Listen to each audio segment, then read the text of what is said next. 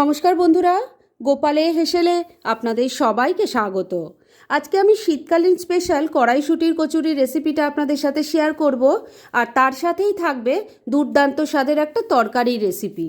এই কচুরিটা তৈরি করতে গিয়ে অনেকেরই পুর ফেটে বেরিয়ে যায়, কিন্তু আজকে আমি এমন একটা পদ্ধতিতে এটা তৈরি করব যার ফলে এই পুর বেরোনোর কোনো ভয় থাকবে না। তাই চলুন আর সময় নষ্ট না করে রান্নাটা করে ফেলি। আজকে শীতকাল স্পেশাল এই দারুণ টেস্টি রান্নাটা করার জন্য আমি এই বাটির মধ্যে 4 কাপ পরিমাণ ময়দা নিয়ে নিয়েছি। এর মধ্যে প্রথমে দিয়ে দিচ্ছি স্বাদ মতো নুন, দিয়ে দিচ্ছি অল্প কয়েকটা দানা চিনি, ময়ানের জন্য দিয়ে দিচ্ছি অল্প ঘি। এবার সব কিছু খুব ভালো করে মিশিয়ে নিচ্ছি।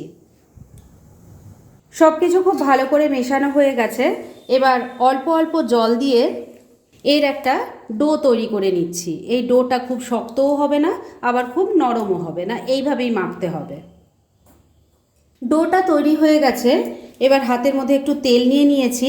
এই তেলটা এর ওপর থেকে একটু লাগিয়ে এটাকে রেস্ট হতে রেখে দেব 10-12 মিনিটের জন্য।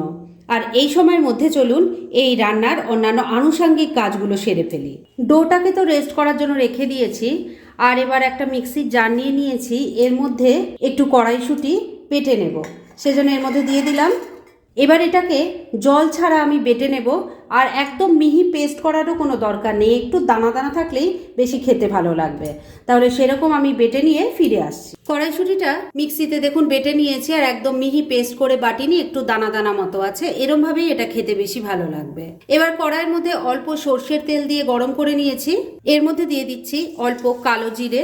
কালো জিরেটা একটু ফুটে উঠলে এর মধ্যে দিয়ে দিচ্ছি 1 চামচ থেতো করা আদা আর কাঁচা লঙ্কা। দিয়ে দিচ্ছি অল্প হলুদের গুঁড়ো, ছোট চামচের 1 চামচ দিয়ে দিলাম জিরের গুঁড়ো, অল্প একটু গরম মশলার গুঁড়োও দিয়ে দিলাম, স্বাদ মতো নুন দিয়ে দিচ্ছি, অল্প একটু চিনি দিয়ে দিলাম। এবার সব কিছু মিশিয়ে নিয়ে মশলাটাকে আগে একটু ভাজা ভাজা করে নিচ্ছি।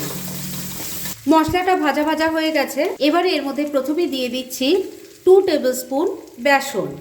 মশলার সাথে মিশিয়ে নিয়ে বেসনটাকেও ভাজা ভাজা করে নিচ্ছি। বন্ধুরা, আপনারা আমার রেসিপি দেখার সাথে সাথে আমার ফেসবুক পেজ গোপালের হেসেল, তাতেও ভিজিট করতে পারেন। ডেসক্রিপশন বক্সে লিংক দেওয়া আছে।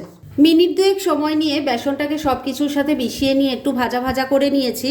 এবার এর মধ্যে কড়াইশুঁটি বাটাটা দিয়ে দিচ্ছি। এটাকেও সব কিছুর সাথে মিশিয়ে নিয়ে ভালো করে ভাজা ভাজা করে নেব। বেসনটা এভাবে ভাজা ভাজা করে কড়াইশুঁটির সাথে মিশিয়ে দিলে পুরটা যেমন সুন্দর হয়, মানে এর মধ্যে কোনো ময়েশ্চার থাকবে না, পুরটা ভরতে কোনো অসুবিধা হবে না, আর খেতেও কিন্তু ভীষণ ভালো হয়। আগে যদি এভাবে না ট্রাই করে থাকেন, আমার রেসিপিটা দেখে একবার ট্রাই করতে পারেন। আশা করছি আপনাদেরও ভালোই লাগবে।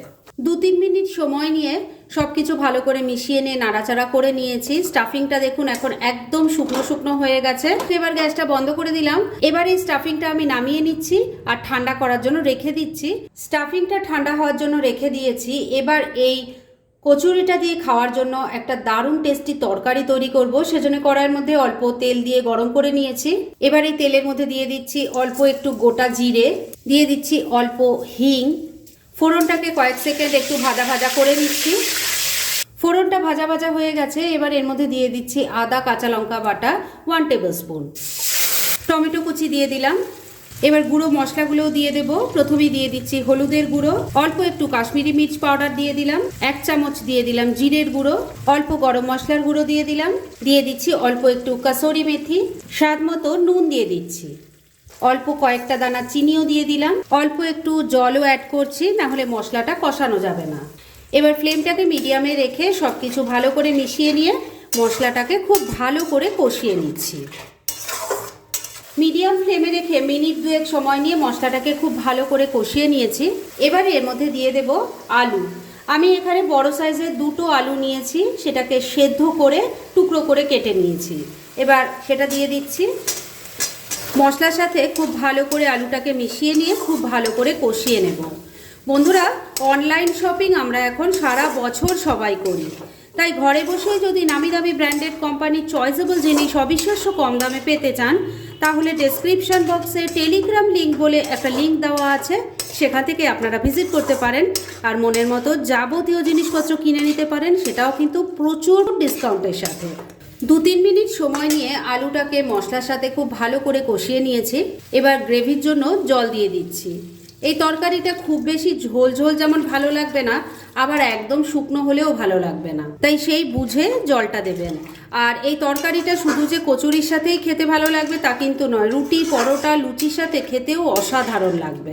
সব কিছু খুব ভালো করে মেশানো হয়ে গেছে। এবার ফ্লেমটাকে মিডিয়ামে রেখেই আমি ঢাকা দিয়ে মিনিট 3 রান্না করে নিচ্ছি। মিনিট 3 রান্নাটা করে নিয়েছি, এবার ঢাকা তুলছি। তরকারিটা মোটামুটি রেডি হয়ে এসেছে, তবে শেষ পর্যায়ে এর মধ্যে দিয়ে দেব একটু ধনেপাতা কুচি। মিশিয়ে নিচ্ছি। ধনেপাতা কুচিটা ভালো করে মিশিয়ে নিয়েছি, তরকারিটা রেডি হয়ে গেছে। গ্যাসটা বন্ধ করে দিলাম। এটাকে আমি এখন আপাতত ঢাকা দিয়ে রেখে দিচ্ছি। কচুরির পুর, তরকারি এগুলো রেডি করতে করতে ডোটারও খুব ভালো মতো রেস্ট করা হয়ে গেছে। এবার এটাকে আবারও একটু ভালো করে মেখে নিচ্ছি। ডোটা আবারও একবার খুব ভালো করে মেখে নিয়ে তার থেকে আমি লেচিগুলো কেটে নিয়েছি।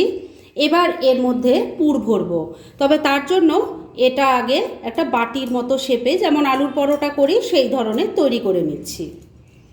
দেখুন এরমভাবে তৈরি করে নিয়েছি। আর পুর যেটা তৈরি করেছিলাম সেটা আমি এরকম বলের মতো করে নিয়েছি, তাহলে রান্নাটা করতে সুবিধা হয়। এবার এই পুরটাকে এর ভেতরে ঢুকিয়ে মুখটা সিল করে দিচ্ছি। মুখটা দেখুন ভালো করে সিল করে নিয়েছি। এবার এটাকে আবারও আগে ভালো করে গোল করে নিচ্ছি। এবার এই হাতের তালুটা দিয়ে প্রেস করে করে এটাকে ফ্ল্যাট করে নেব। দেখুন একটা কচুরির মতো তৈরি করে নিয়েছি।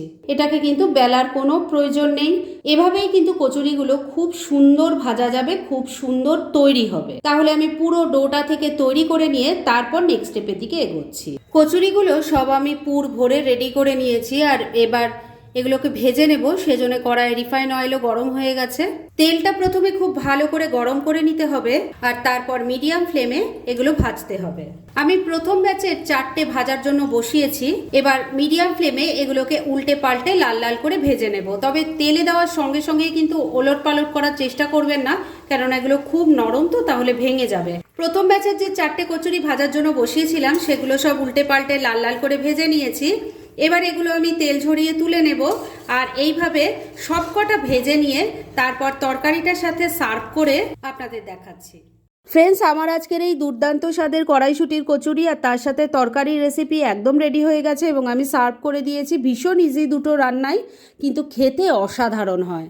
তাই দেরি না করে পারলে এটা আজই একবার ট্রাই করে ফেলুন, আর পুর বেরিয়ে যাওয়ার কিন্তু কোনো ভয় থাকবে না। আর রান্নাটা করে খাওয়ার পর আমাকে অবশ্যই কমেন্ট করে জানাবেন কেমন লাগলো। এরম ধরনের অনেক ভালো ভালো নিরামিষ রান্নার রেসিপি আপনারা গোপালের হেসেল সার্চ করলেই পেয়ে যাবেন, যার মধ্যে থেকে কিছু কিছু আমি সাজেস্টেড বক্সেও দিয়ে দেব, সেখান থেকেও আপনারা দেখে নিতে পারেন।